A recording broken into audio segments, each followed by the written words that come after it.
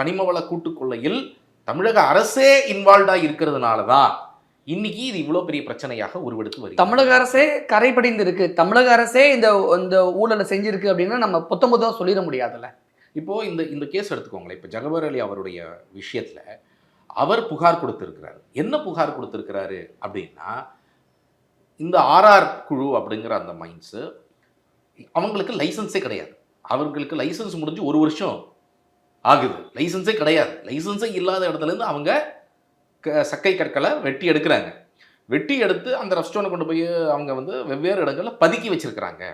இப்போ அவரை வந்து அதோடைய டீட்டெயில் எல்லாத்தையும் எடுத்து அரசாங்கத்துக்கு கொடுக்குறாரு. தாசில்தார்கிட்ட கொடுத்துருக்கிறாரு, ஆர்டிஓட்ட கொடுத்துருக்கிறாரு, டிஆர்ஓட்ட கொடுத்துருக்கிறாரு, கலெக்டருக்கு அமைச்சிருக்கிறாரு, அதுக்கப்புறம் கனிமவளத்துறைக்கு அமைச்சிருக்கிறாரு. இவங்க எல்லாருக்கும் அமைச்சிருக்கிறதா அவர் சொல்கிறார். அவரே வீடியோவில் சொல்கிறார். தாசில்தார் இதை கசிய விட்டார்.